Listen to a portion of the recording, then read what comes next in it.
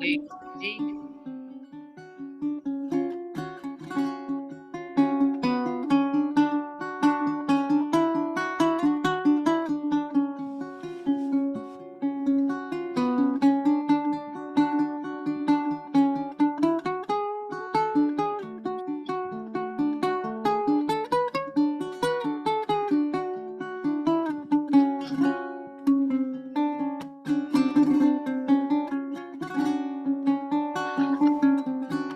Hi everybody, lovely to see you.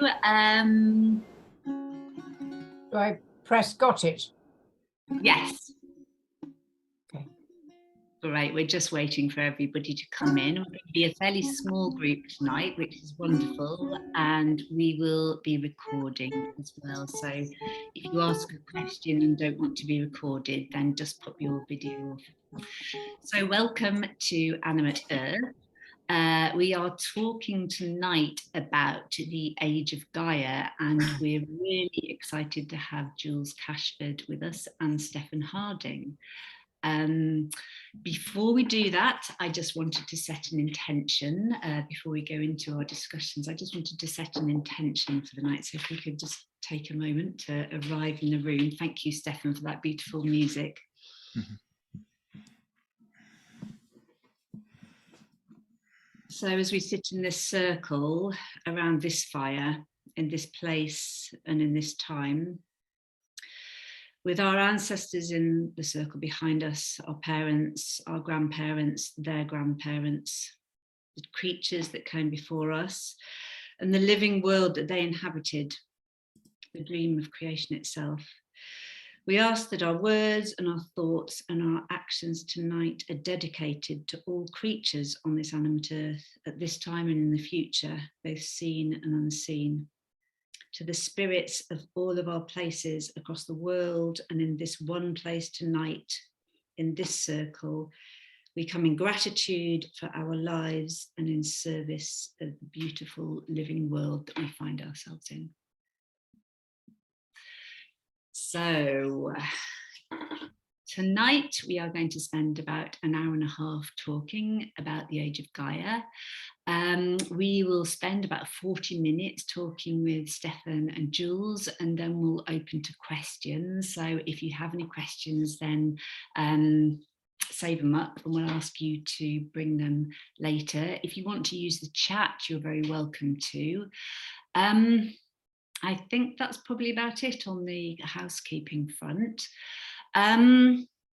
So our guests tonight then, I'm sure a lot of you will know Jules from her wonderful book. She's a mythologist, a Jungian analyst, and the author of fantastic books like The Myth of the Goddess, which is an early one that I read many, many years ago, The Moon, and also one on Gaia. There are actually too many to mention, but yes, in terms of mythology, I think it's her that really pioneered a lot of the mythological work that we talk about today. So Jules, wonderful to see you. Yes, thank you, lovely to see you.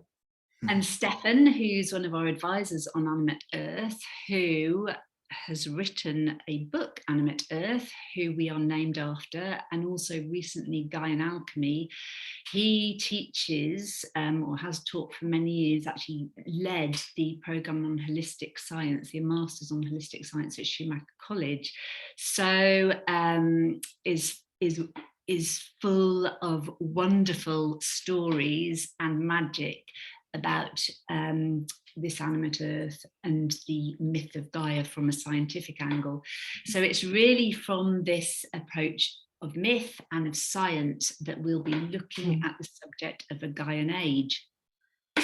So to begin then, and we're going to run this as a conversation, so we'll keep it fairly informal.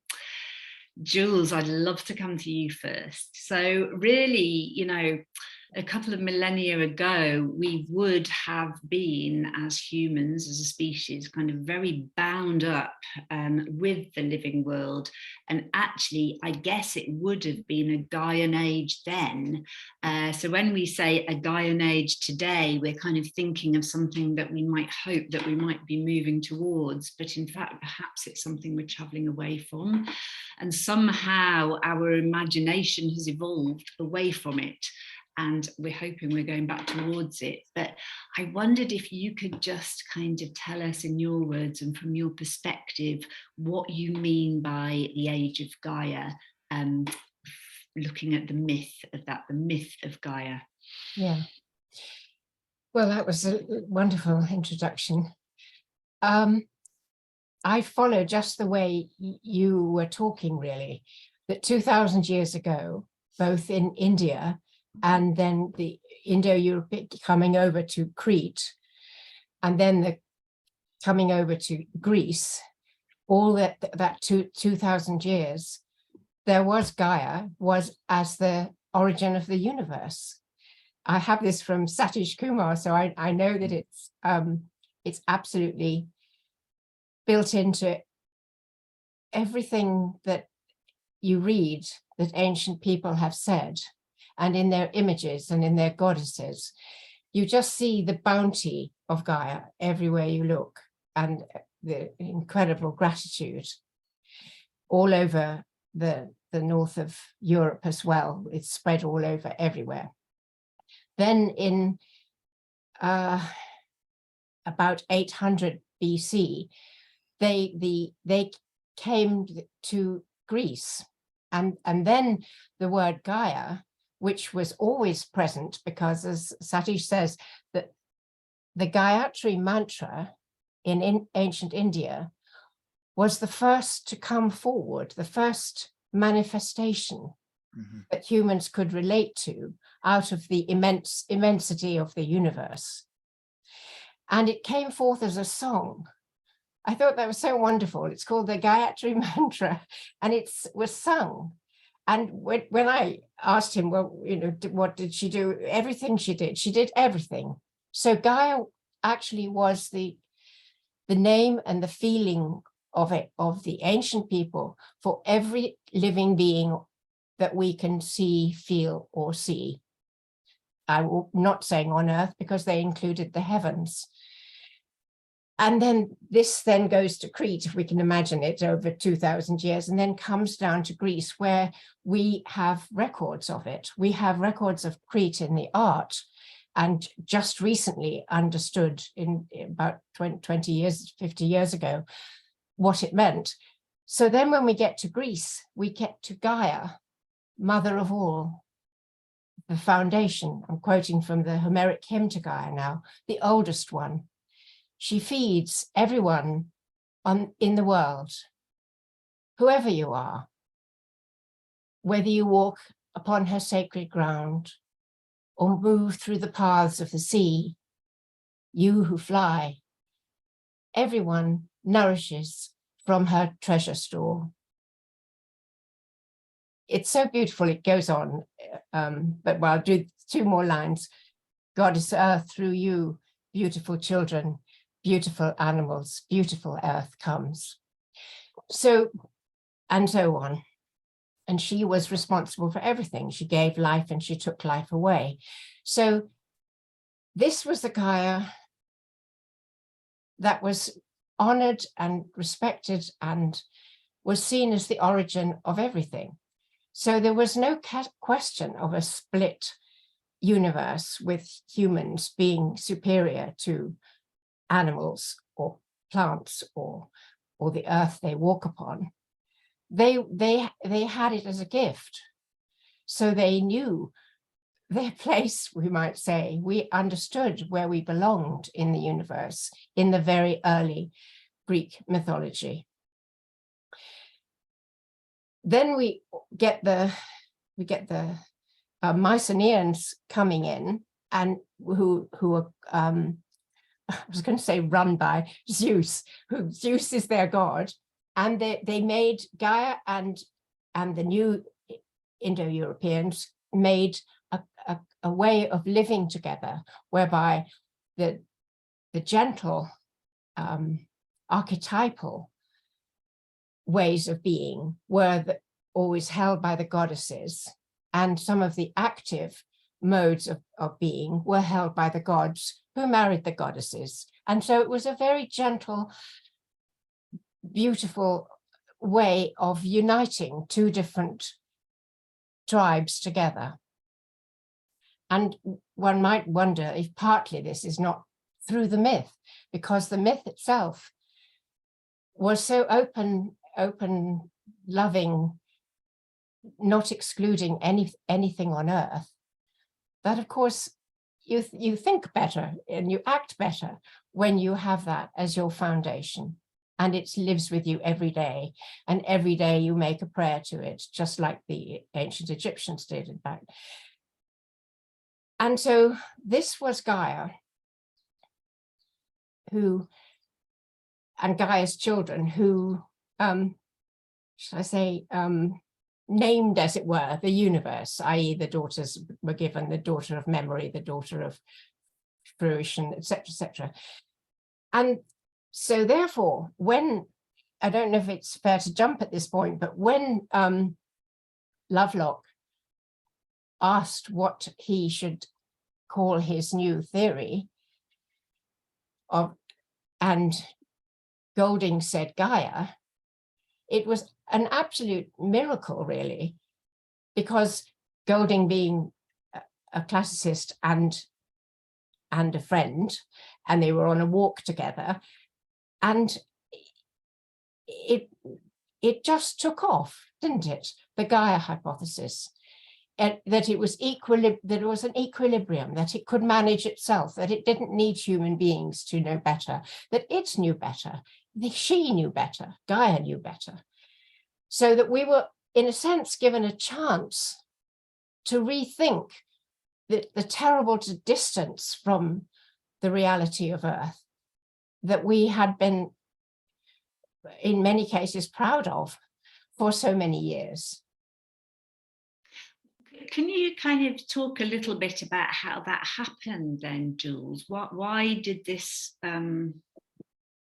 original being, I mean, we know really, actually, but from your perspective, how did our evolution, our imaginary evolution, kind of take us off from that original way of being? Well, if you look at it mythologically, it happened in not more than one place. The Babylonians overtook the Sumerians and remade the gods, their goddesses, into gods, and killed the earth, and a very unpleasant myth, the first myth in the world, really, that actually has violence in its foundation. It makes her crotch the sky, and it's horrid to read, in fact. Anyway, so that was the Babylonians taking over the Sumerians. And then we have the Judaic tradition taking over the Canaanites. And we have, insofar as that those of us who were brought up in a Christian church, we do have at the origin, Genesis, which would be fine if it wasn't taken literally. But when it is taken literally, then we inherit a cursed earth. And it's for thy sake. And so we are invited, really, there to see a new form of the divinity in the world, not coming up through the earth, because of course the people who came there went culturalists. They didn't have the relationship. They came through the desert. And of course you look upwards to the miracle of the night and the sun and the moon and the stars. There's no blame on anything. It's just that when that stronger culture meets the peaceful indigenous culture, it did happen so many times that the indigenous cultures were overtaken, and the primary religion really became that of those who entered into the new places. So then we get, if it is, once you know all the images, you see that they're immediately turned over backwards, as it were. Eve, for example, the mother goddess, the serpent who was always her friend, and when shed his skin for renewal of life. These, I remember from my own school, these began to people born this century, and the one before halfway, and many before that, of course. This became how we should understand things. And if the earth is cursed for thy sake, and if the mind then and the other attributes of being alive are endorsed over nature, over the earth, the kingdom, who they were banished from, then that gets into everything, it seems to me. Just to jump, it gets into John Locke doing philosophy, for example. And it, as well as it gets where you think it shouldn't get there. And it gets into, you thought, once you can think, you would think about things. But no, it was almost like it was a primary, that you didn't think that one, you could think above it. But of course, you'd already made the distance. And therefore, our distance from our Earth, which has been going on for 2,000 years, in this particular culture, the one that we have inherited, it's very hard for people coming into the world to know about it. I remember, for example, we were always taught to teach the name of a plant to a child. And I refused this because I thought this was a disgrace because the plant was the plant and its naming came from us, and it came much later. And I had these discussions with a teacher at school about my daughter, for example, and in that culture, you're being a nuisance, and you can understand you are. But the trouble is, it's a little image of where we go to the abstract, which is where I'm trying to get to, if you wanted. We go to the abstract and we go to the naming, but we don't go to the feeling, and we don't go to the gratitude and the delight and the wonder that we all do when we're let out of school. But that's not any good. We're then given a diverted to this split in our psyche. And then we forget that the earth is sacred and comes first. Thank you, Jules. And we want to talk a little bit later about how we can get some of that back then. It feels like that's what we're trying to do here, to get some of that back. But before we do that, Stephan, can I come over to you then? So you are steeped in the Gaia theory, and coming from a scientific perspective, the Gaian Age then, where did things go wrong, and what about the second chance that James Lovelock might have been given it? What's your take? Well, I completely agree with Jules. Just to simplify, perhaps in my own simple understanding, what happened was that Gaia, the mother goddess, was taken over by the sky god. Correct me if you disagree, Jules, or if I'm wrong. But to put it simply, the mother goddess, as Jules said, is all about this earth and this these animals, these plants, this biosphere, as we would say in modern language. And the sky god was this distant god, up in the heavens from the stars, as Jules mentioned. And what happened, say during the scientific revolution, is the sky god became a mathematician, male, of course, with a big beard, a mathematician who was also an engineer, and who had created the whole universe in the manner of a huge machine. This is, of course, what Descartes was trying to tell us. A huge machine with lots of cogwheels, and that we could understand completely in principle, if only we had all the data that we need, we can understand how the whole universe worked as a massive set of cogwheels based on our mathematical understanding, which we could then predict, and more than predict, we could control the whole universe for our own benefit. So the sky god, which Jules talked about how it came through the ancient cultures. I think by the time we get to Descartes, Locke, and the scientific revolution, even Galileo before them, became this disembodied mathematical masculine figure in the sky. And the idea was that the whole universe was nothing more than a dead machine. And that we were here it was here for our benefit. We could control it. There was no soul in nature apart from in the human being. Only human beings had souls, mostly men who could do maths. They had the best kind of souls. Women certainly didn't have much of a soul. If you're a mathematician and a man, that's it. You had soul. So, I mean, that's Jules was talking about how this sky god culture, to put it simply, or the sky god attitude rather, gradually developed over a couple of thousand years, and then during the scientific revolution 400 years ago, boom, the split, I think, became absolute, or almost absolute, when the sky god finally got hold of mathematics and the mechanistic worldview. I don't know if you would agree with that, Jules. Well, can I just say, I agree with everything you said, obviously, but it got worse than the sky god, because Yahweh is the invisible God without form and without a name. So we're pressed further back into our minds and brain.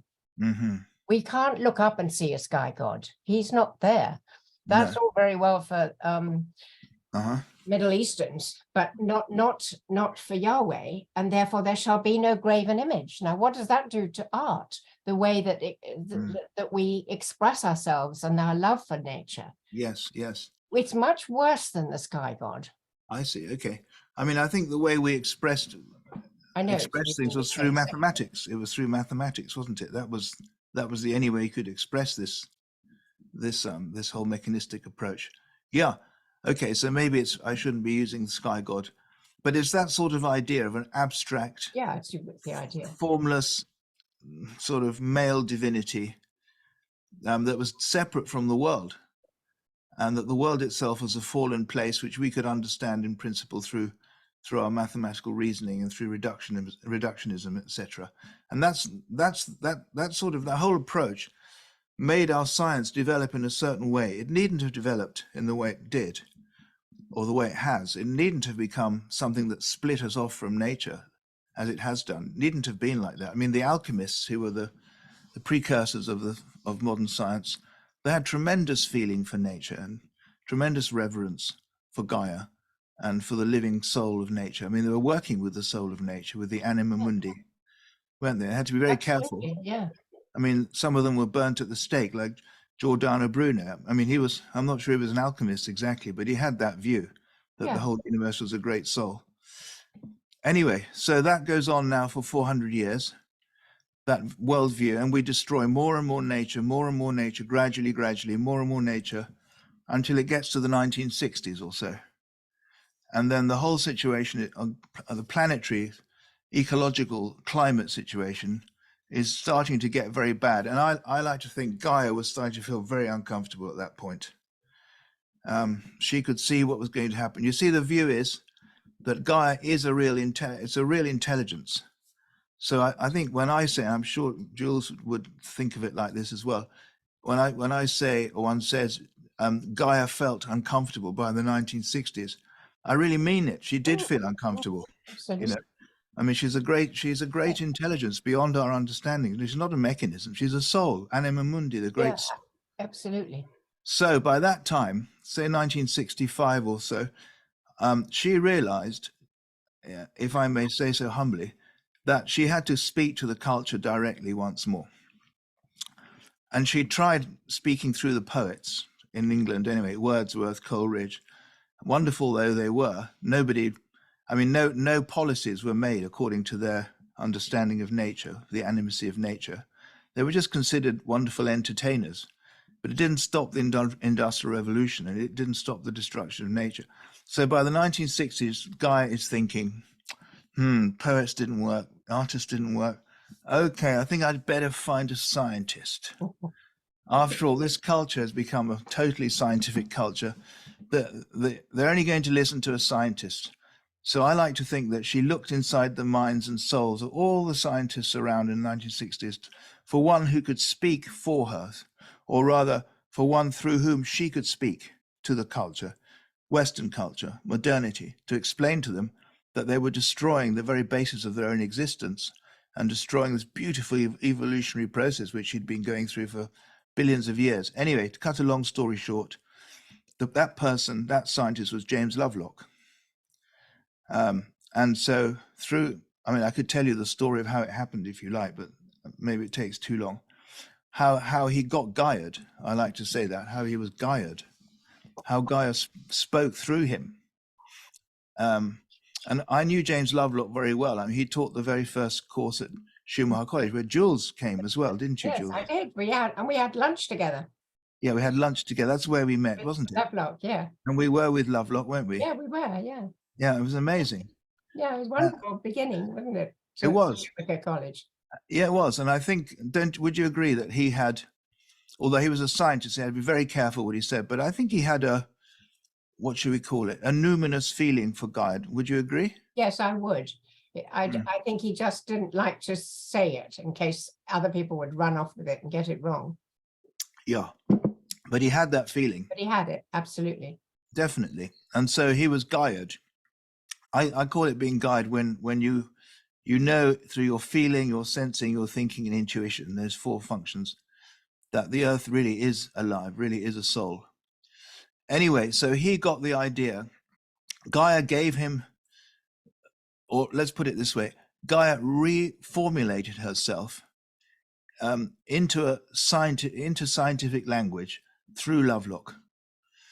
And his basic idea, or the basic idea that she gave him, is that, is this okay? Shall I go on like this or not? Yes. Yeah. Okay. That there are four basic components. See, the number 4 is very important here.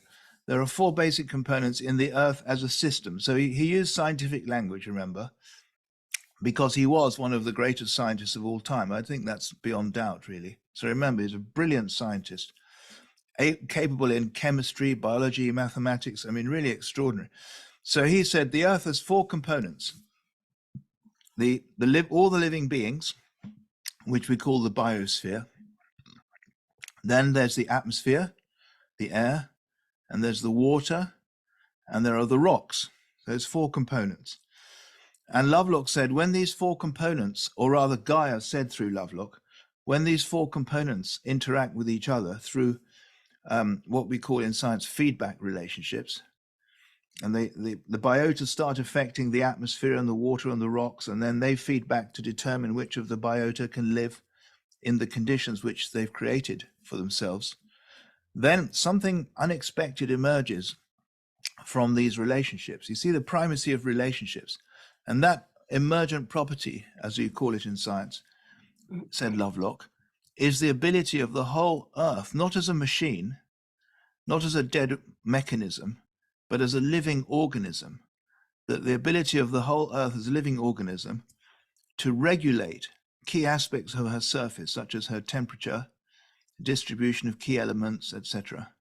So, for example, if the oxygen content gets too high, then the whole planet sort of senses that, and the biota respond, and they act to reduce the oxygen content in relationship with the other 3 components, the water, the atmosphere, and the rocks.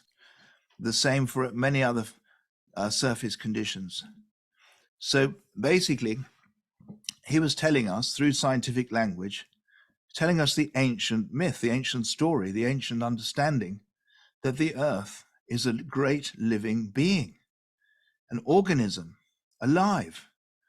I mean, he wouldn't go so far as a scientist to say he was sentient, but I would. But basically that's the implication. You know, if the Earth is not a mechanism, Gaia is not a mechanism, the Earth, Gaia, not a mechanism, it's a set of interacting complex feedbacks that give rise to emergent planetary self-regulation. That's an organism. Organisms do self-regulation. So Lovelock was Gaia'd, and the message that Gaia gave to modern culture, Western culture, modernity, is that the Earth is a living being, which we can understand scientifically, and of course, as Jules said, mythologically. So that's, yeah, go on. Can I ask if we could say, I know Lovelock would say no, but I wonder if you would say yes. I was just struck by in the awful things that led up to all this, was John Locke in 1645 saying for the first time ever, consciousness is what passes in a man's own mind. I.e., Earth did not have consciousness. Nothing else had consciousness except a human being, and you'd preferably be male to get it. But at any rate, that was one of the crucial changing points of catching all the people who still thought, well, maybe we have things to learn from nature and so forth.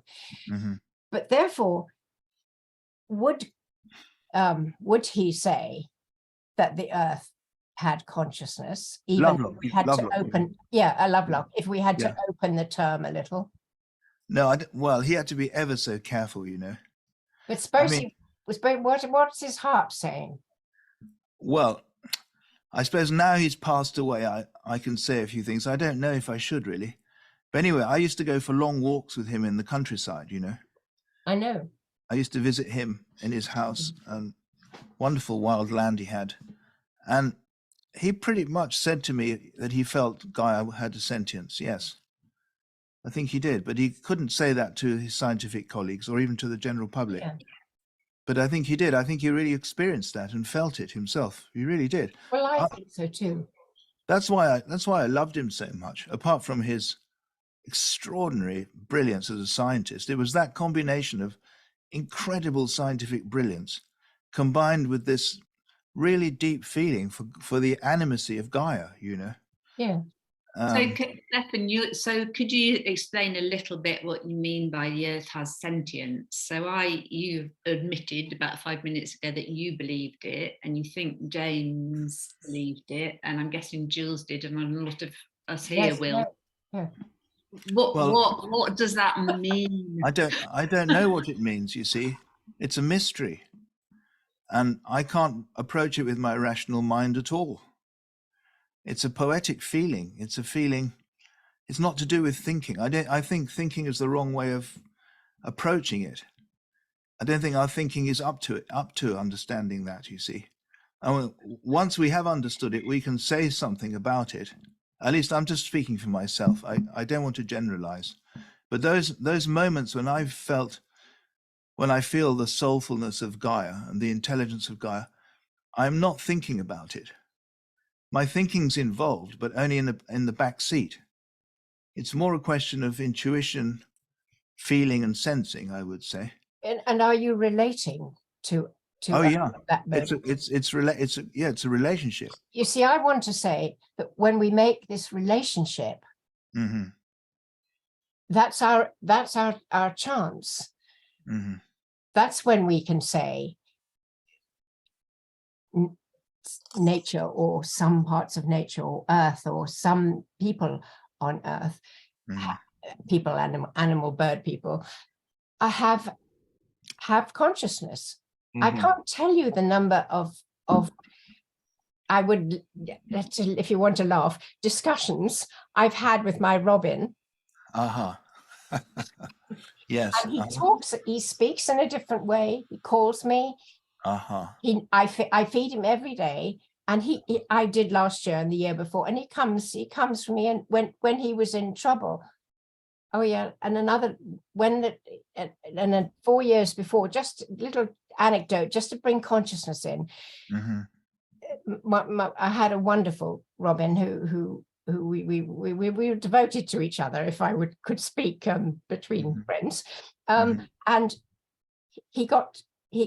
got into a fight and he lost his leg, and he came towards me.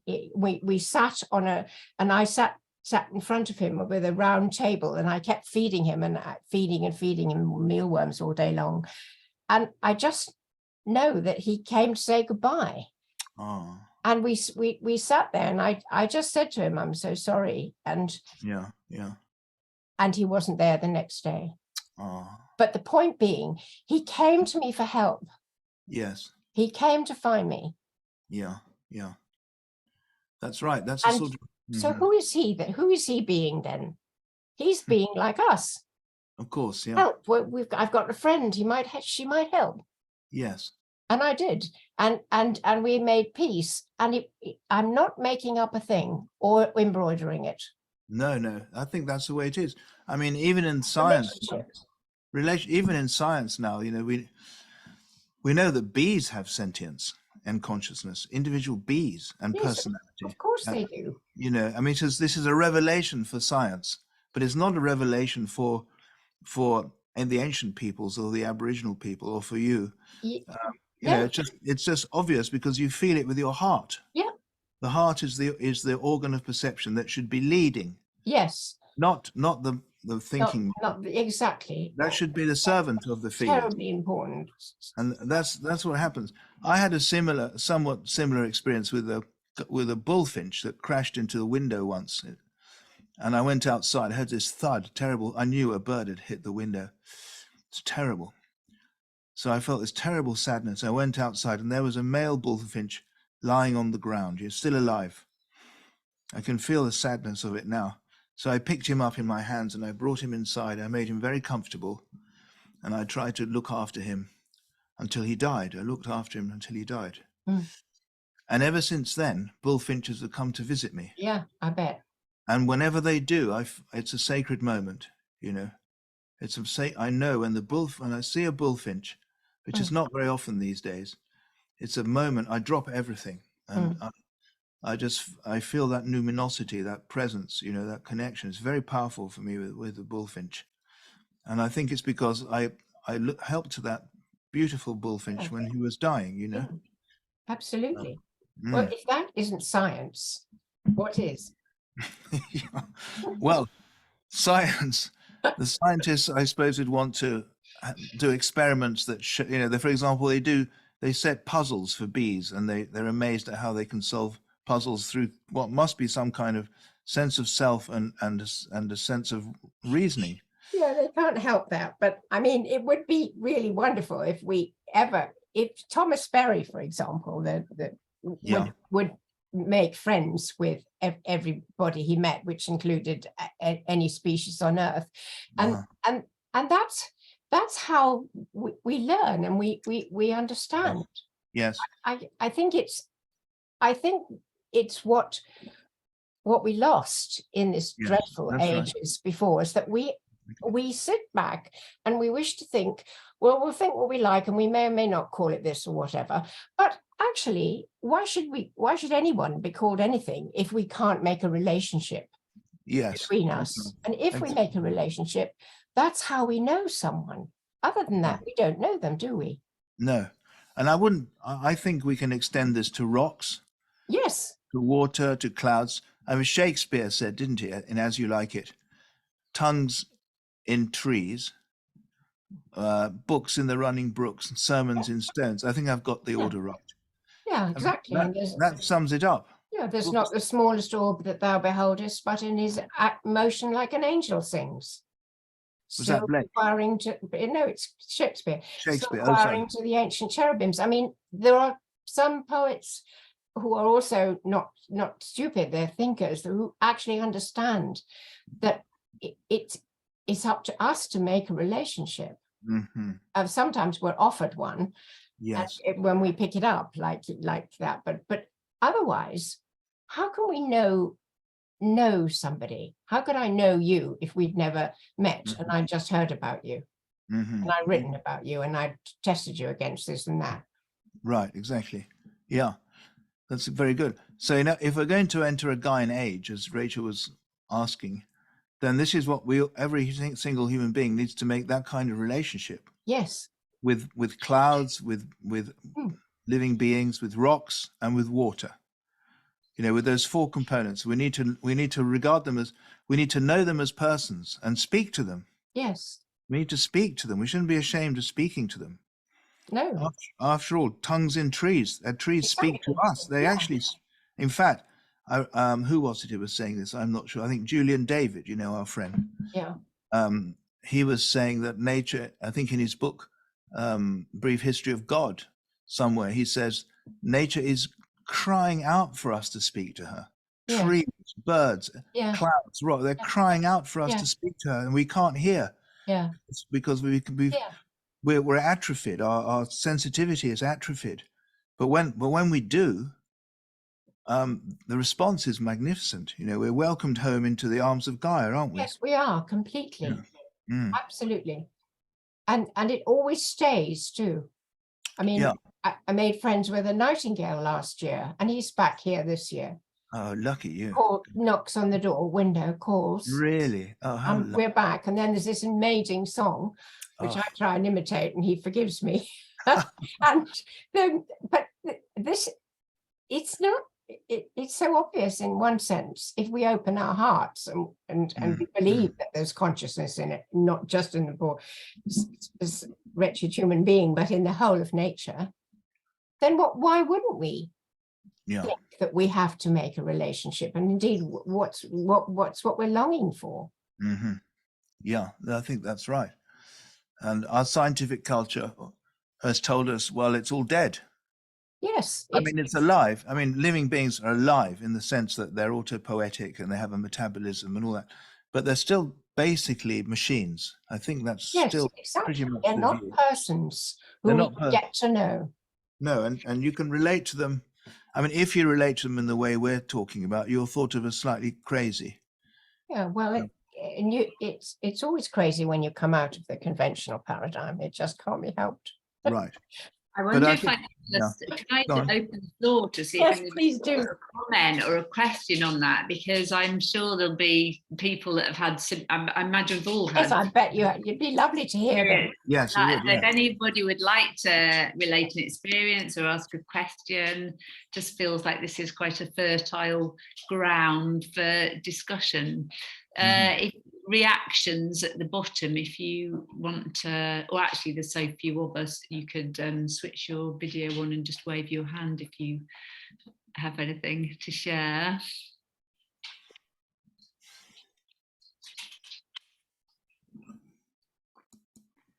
Francis, fantastic. Yes, please.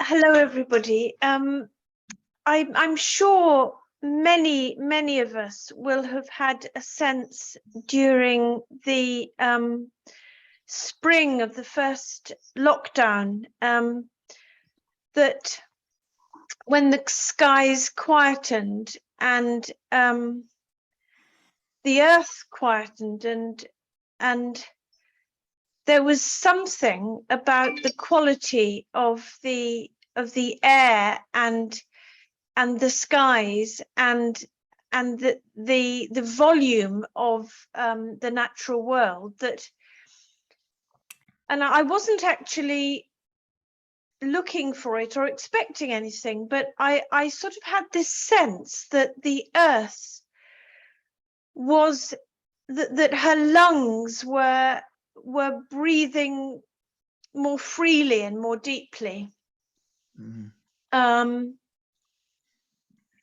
And I don't question it, you know, I trust that.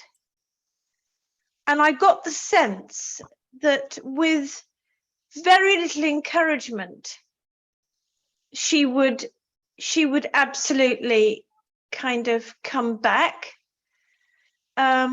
into the fullness of what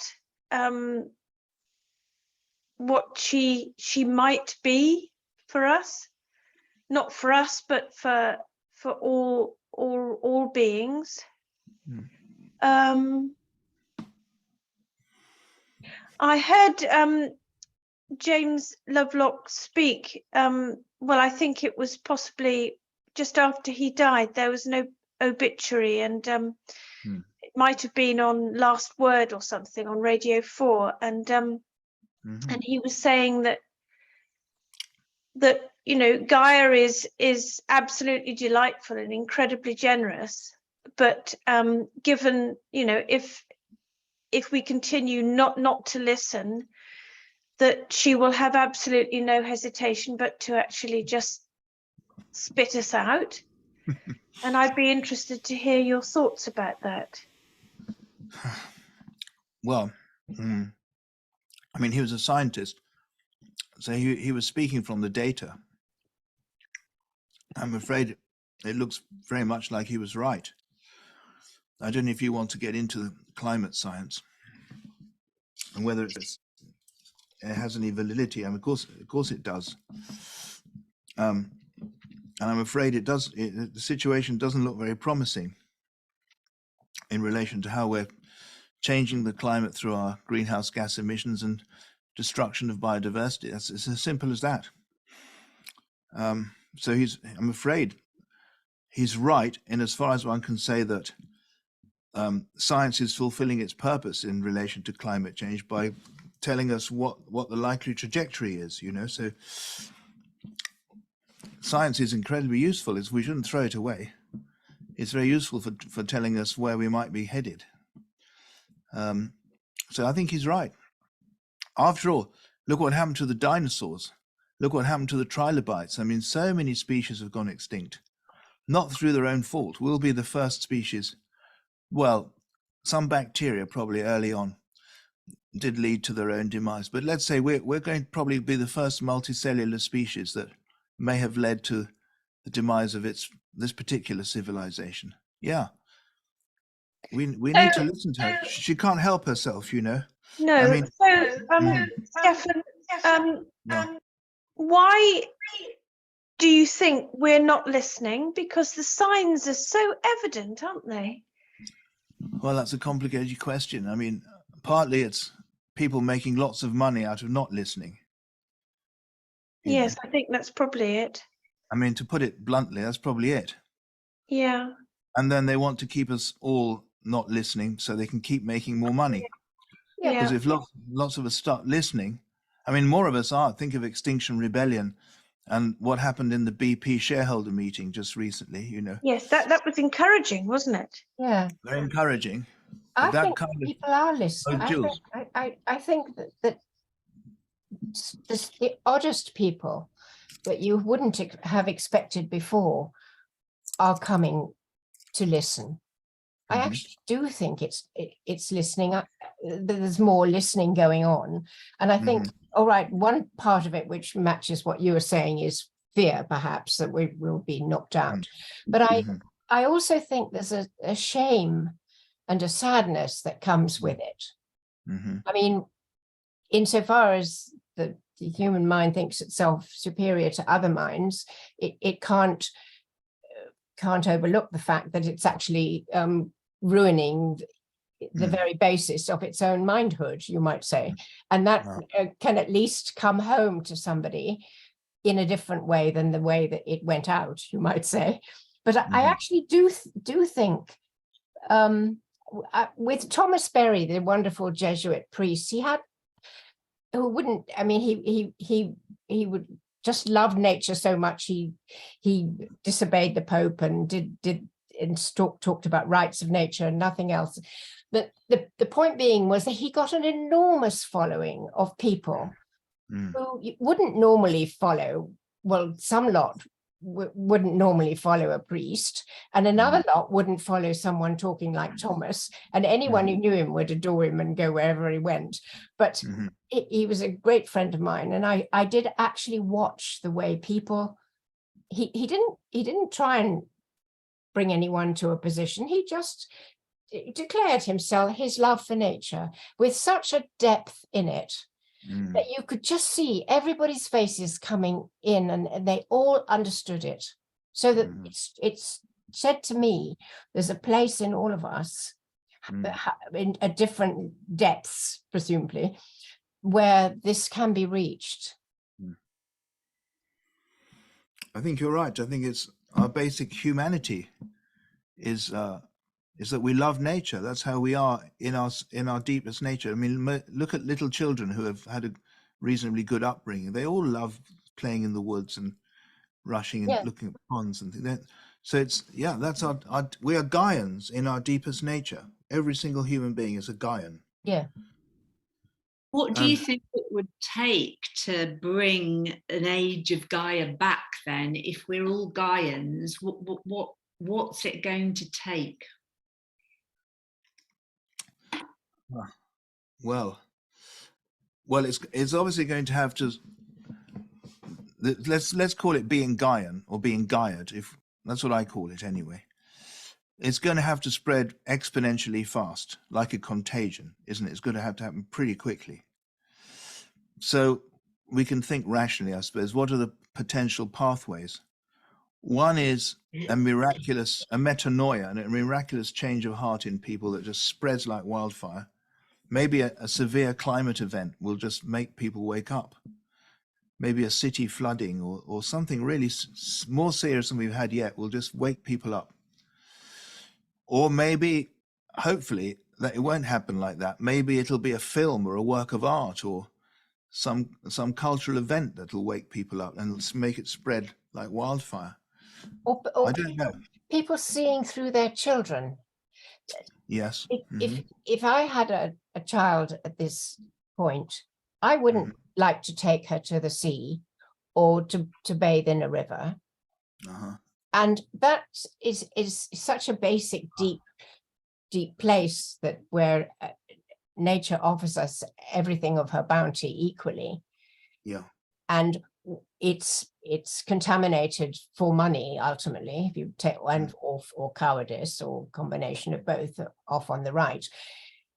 Surely that would get us to focus on the bit by bit aspects of nature that we could do in turn, that we would raise the standards so that it would no longer be just a joke or, well, you're fussy or whatever. It would be a sin in non the biblical sense, but against nature it would be a hurtfulness that actually hurts the humans who consider themselves those who consider themselves superior to nature would also be hurt. So here nature and human nature come together at this point. Only we're the only ones that can speak for nature here. So, and there must be, I'm picking on that, but that there must be loads of them that are deeply and intimately known to people in their own little environments. Yeah. Wouldn't that call us to work, as it were? I think it is. I mean, for example, the pollution of rivers in England right now, or in Britain, that's really waking people up, isn't it? It is, isn't it? It is waking them up. The good news about that is that I think it's reasonably reversible. It would be reasonably reversible. Well, it could stop tomorrow, but it's money, isn't it? Yeah. But I mean, some of these events that, like pollution of the rivers, once they get to a very serious stage, may not be reversible. And we reach a tipping point and the whole system tips into a completely unfriendly state. So maybe the water companies have done us all a favor by contaminating the rivers. I'm only saying this whimsically, because if it wakes people up, as you're saying, and then we stop contaminating the rivers, that in a strange paradoxical way might have helped the situation. Well, it might, but for that we need the scientists to come in, because mummies with their babies won't do it.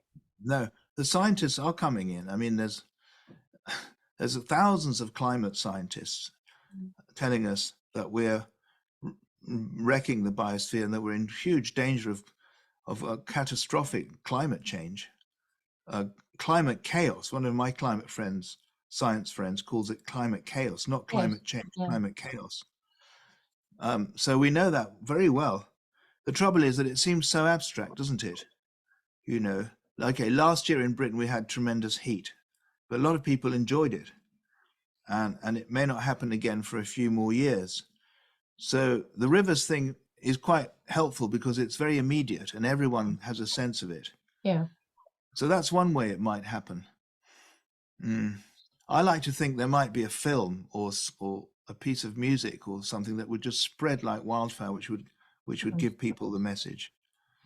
So I guess, you know, what we're trying to do, all of us here probably, you know, because I think we come from a very animist perspective, and it feels like, how can we get people to see in an animistic way, you know, how does that spread? How can we help with the experience of animism? Yeah. Well, it's a difficult question. I think one thing you could do is enter the Gaian age for yourself.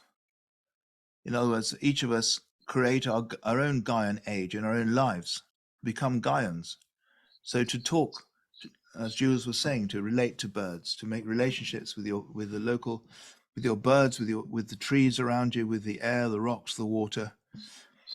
So that's what I try to do in my own life. I try to have my own Gaian age, you know, to become a Gaian. One way I do it is by looking at alchemy, because I think the alchemists were very much Gaians, you know, and I've tried to connect that with the science of Gaia. So I think if each of us works on becoming Gaians in our own way, maybe that'll spread through people we influence, through people we have connection with. That's one way. You might think it's not enough, but what else have we got other than our own lives? What do you think, Jules? What would you say to that? Well, I agree with what you said. I just sometimes worry that a number of really upset, distraught letters to the people who are not caring about the rivers, because they're putting money first, and nothing is being done against that. I just wonder if there shouldn't be a movement for the rivers, for example. We could all sign, if we could get it sort of over the British people, that I mean, it's where you're not asking them just to care for fish and frogs and things, which might be too much for some people, but you are asking them to care for their babies and their children and themselves when they go in there. And the very fact of the sort of horror that human beings can't, so many centuries on, deal with their own waste. I mean, that's not the way we like to think of ourselves, and not thinking about it and leaving it to people that we know can't do it, don't give a damn, is not right either. Yeah. I'm not a campaigner generally. It's just I can't think of anything else. Yeah. Well, there are quite a few campaigns. I think I've signed a few petitions about rivers, and the government's getting a lot of flack about it. In fact, it could be decisive in the forthcoming local elections, couldn't it? So that's all very positive. But we suppose we could all just write about it. Yes, I write to my MP quite a lot. I think he gets a bit sick of me, and he just writes. I mean, I don't mind what he replies. I still keep writing. So that's one thing we could do. Write to your MP, especially if they're a Tory, you know. Keep writing to them. Can I change tack a bit? Yes. Mythology and story, then. I'm interested in that there are still indigenous traditions around the world that obviously hold a kind of animist worldview. Let me see if I can remember the question. Is there anything there from your kind of experience of mythology, Jules, that we can learn from? Is there any guidance there about what to do in this moment? You know, where should we be looking towards the more animistic mythologies that haven't been kind of evolved away from? Do you have any thoughts about that? Well, funnily enough, I read in The Guardian yesterday a double page on the Green Man, which actually was rather depressing in that it was still half finding it amusing and not understanding that it was a tradition that has been held for thousands of years, and it was an honor to spring, to etc., etc. But what it did strike me was that it was worth 2 pages, albeit those pages, but that I think there's a longing from many people, but they don't know what to do about it. And I mean, if you can't really get very far by saying to people, well, why don't you read some poetry like Yeats and Eliot, and Yeats saying, well, Descartes found he could understand life better in bed rather than out of it, or Blake saying, to a man of imagination, nature is imagination itself. I mean, the trouble is, these are my way ins, and they're not necessarily everybody else's way ins. But if we had enough of them, it's why you write books, really. You just try and offer this out. If there was enough of the beautiful poets and Coleridge and willing suspension of disbelief for the moment, and we would actually get into another universe where the values were clear and pure and cared for everybody, and with my inner eye, 'tis an old man grey, with my outer a thistle across the way. There's Blake. He doesn't make a distinction between animal, vegetable, and mineral, humans, and a plant. He sees them alive like us. So that, in other words, it's a coming closer to nature in just about everything we do, I think, is the way that to go forward. And actually, at this point in time, to answer your question, Rachel, I think I'd go to the poets, because the old myths are they're wonderful, but they're often located in the past, whereas the romantic poets, for instance, bring us back into that poetry, into the poetry of nature and life, just by that being what they care about. And that at least is taught in schools, whereas the other won't be. What we're talking about won't be taught in schools, but they would learn that, and it could be taken further. And we could maybe, if there was there's poems for nature that I've got one of those actually almost done, but of course it's stayed in the computer for God knows how long. But at any rate, the point being, I think it's much more complicated, and we have to bring people in from a different angle, because if we bring them in from their same angle, it's the same thing. The mind won't feel arrested enough to make a change in itself, to get the energy and the effort to do something different. I don't know. What do you think? Well, I agree with you. I don't think science is going to do it. But what I've tried to do in some of my work is to try to translate the science, what we know from the science of the earth, of Gaia, into something, I wouldn't call it poetry because I'm not a poet, but into something with a poetic sensitivity to it, and that might appeal to some people. Yes, definitely. Because I think if we can, another way or a complementary way might be to poetize science, or to indigenize science, to infuse it with that sensitivity you're talking about. Well, look at the Gospel of Thomas. God knows how long ago, Jesus said, I'm not advertising this for Christianity, by the way, but it nonetheless, in the Gospel of Thomas, it says, Jesus said, cleave a piece of wood and I am there.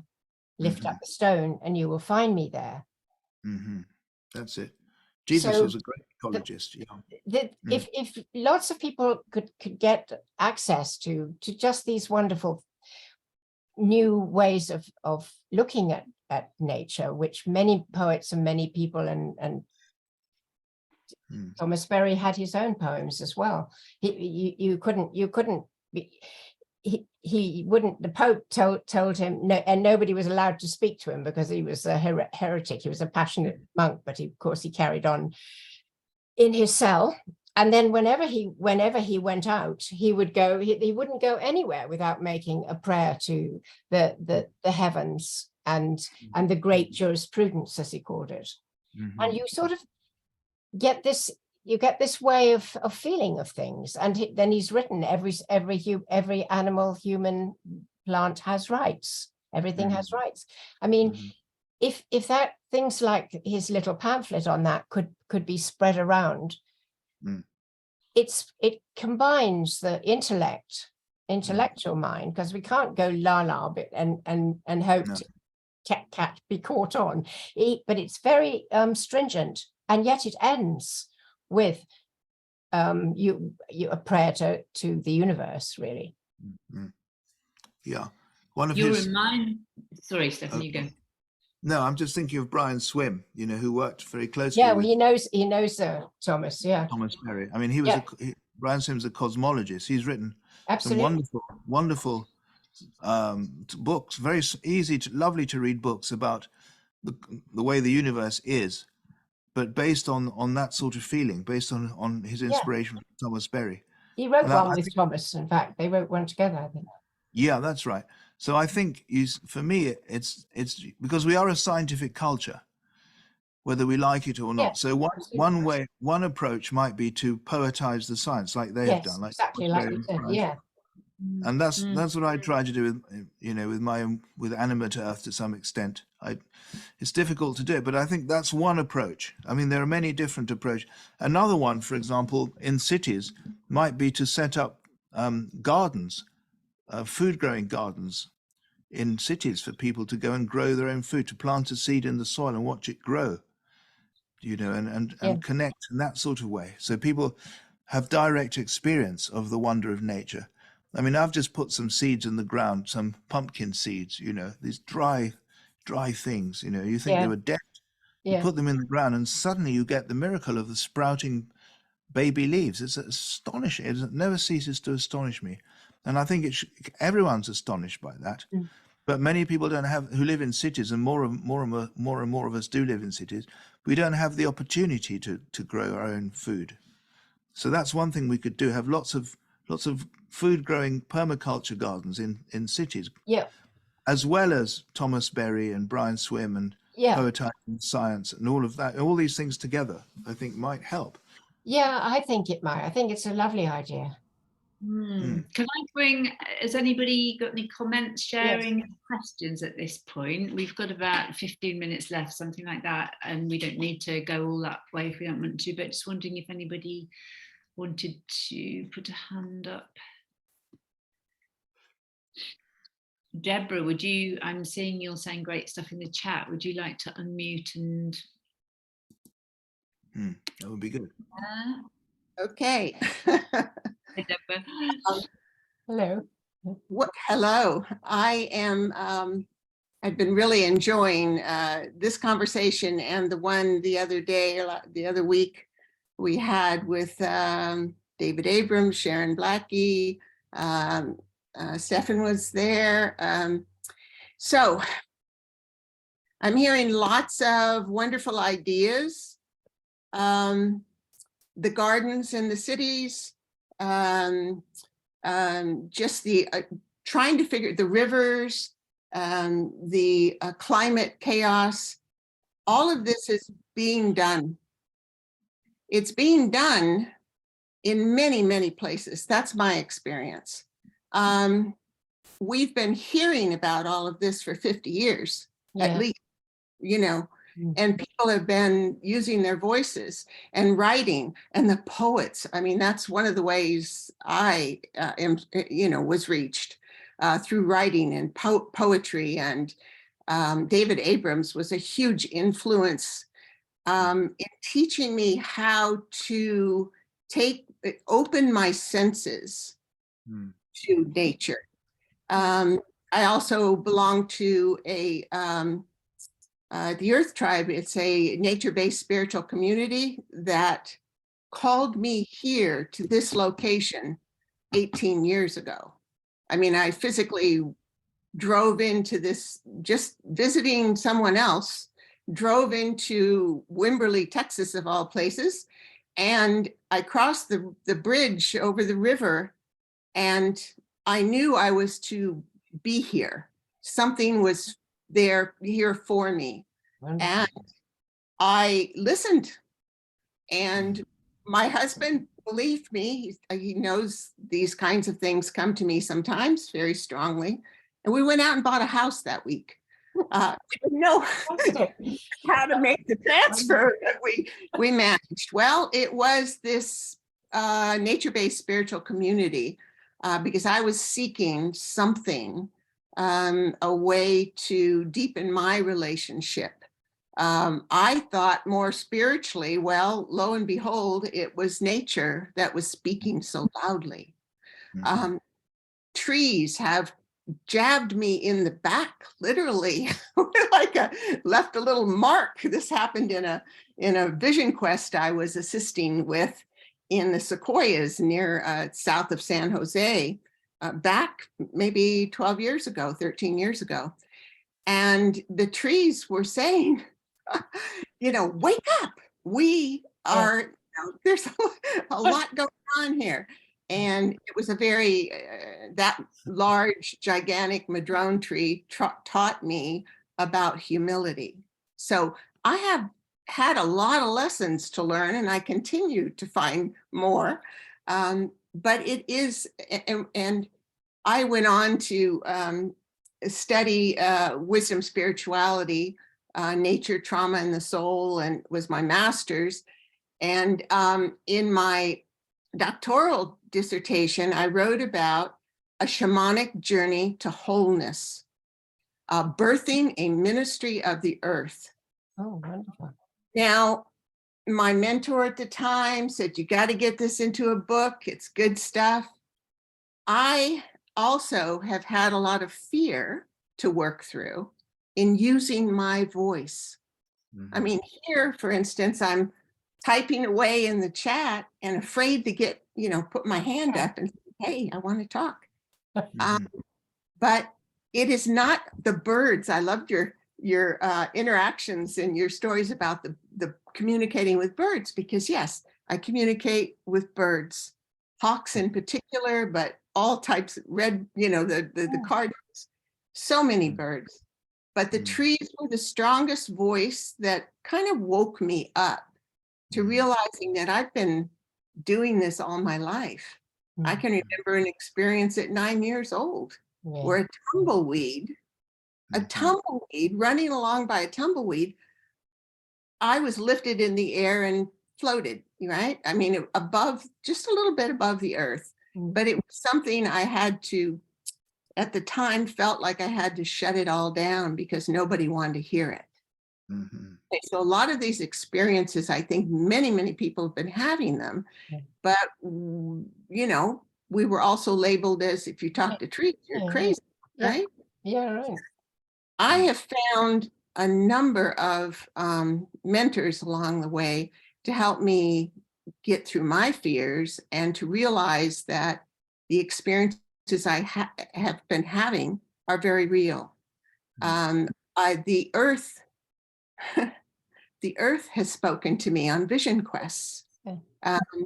Animals, trees, the stones, the earth, the rocks, everything is alive. And I think Abrams was a big influence on me. He was one I was introduced to during my my studies some years back. And but there are many. And so all this information's out there. How do we wake up people? We don't actually wake up people because they have to wake themselves up. That was one key thing. The other is, what can we do? We can use our voice. We can use the skills and the things that we know and get it out there in whatever way we can manage, comfortable with or not uncomfortable with, usually works best. And just keep doing from our perspective and our place what we can do. Because people just aren't going to open up. I mean, they're buried pretty deep, and they aren't into their senses at all. I mean, this is my experience of many, many people. So how do you do it? Well, you know, I'm rewriting the dissertation and to make it applicable now and put it out as a book. I have a site called Creating Earth Connections on Facebook.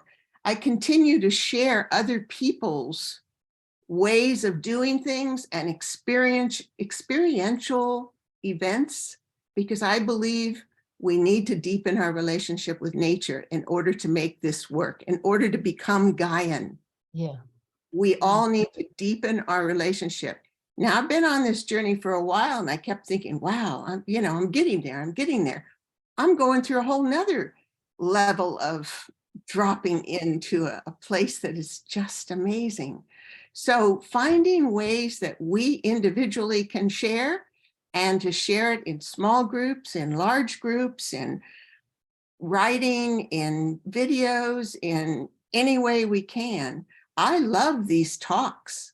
I stumbled on the Animate Earth talks just recently when I was in Mexico doing a journey there. And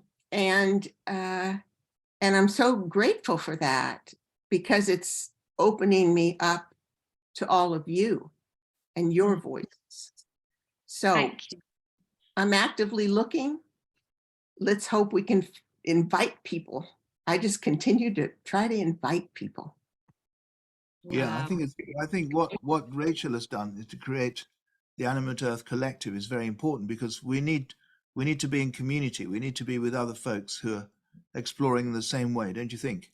Yes. And I think this is a great forum. You know, we can support each other. Schumacher College is another place, similar sort of place. So we have a community of people around the world. We can support each other. And I think that thing about using your own voice is really good advice as well. I think, you know, there's been references to crazy and mad quite regularly in all that we've been saying tonight. And I think that's always the fear. It has been the fear, isn't it? I think now is the time to get over that fear. You know, it's too, we haven't got enough time to worry about that anymore. No. Yeah.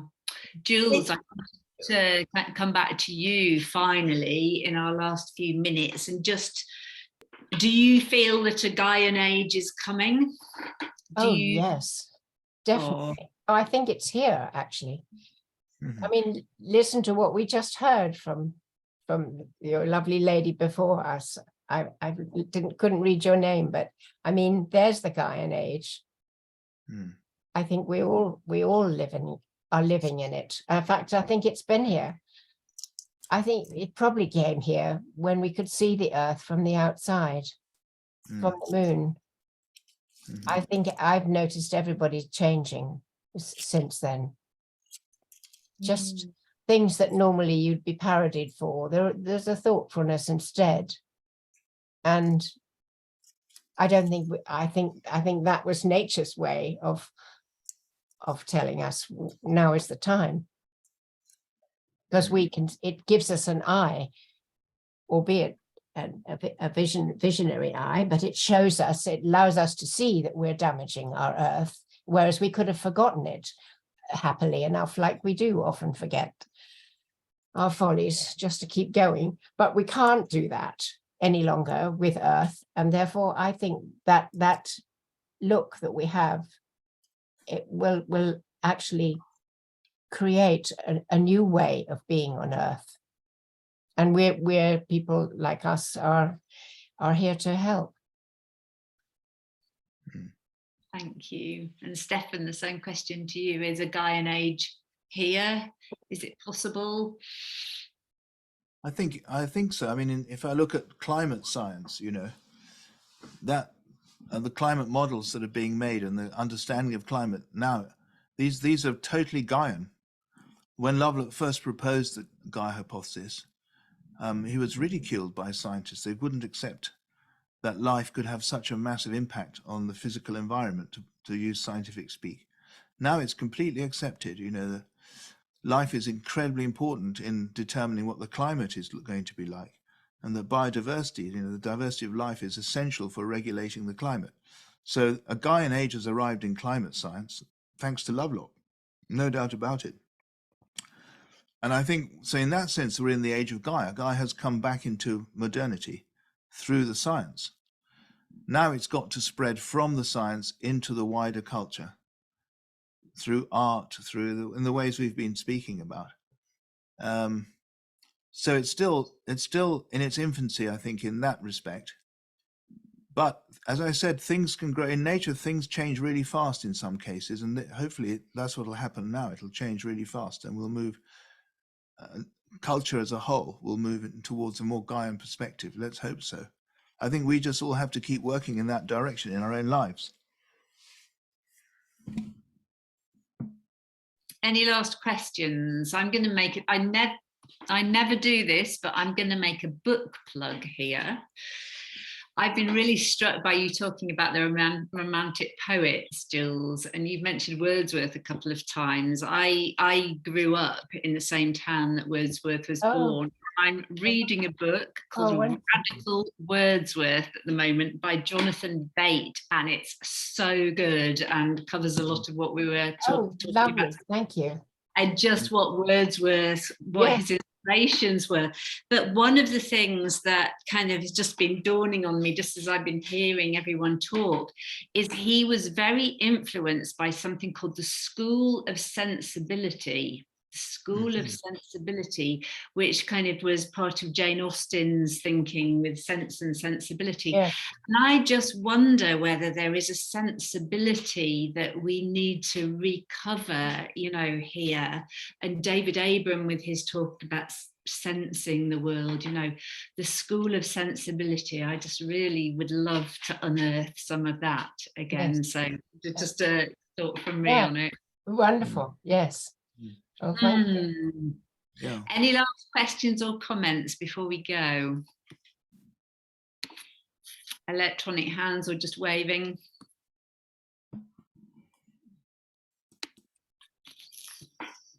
Okay, we're going to leave it there then. It's been wonderful to have you, Jules and Stephan. A really lovely chat we've had tonight, really intimate and a lovely conversation. So thank you. Wonderful to be here. Yes, it was great. Thank you very much. Absolutely lovely. Yeah. Yeah, really nice. Again, we've only just started this conversation, so let's revisit. Okay, yes, let's do that. Wonderful. Yeah. And thank you so much, everyone, for coming. We have more talks in the pipeline and various things to kind of do and experience. So hopefully see you again really soon. Just keep an eye on our website, sign up for the newsletter, and we'll let you know what we're up to. But in the meantime, have a lovely night, everybody. If you want to unmute just to shout goodbye, it'd be lovely to hear some of your voices before we turn off, and safe journey.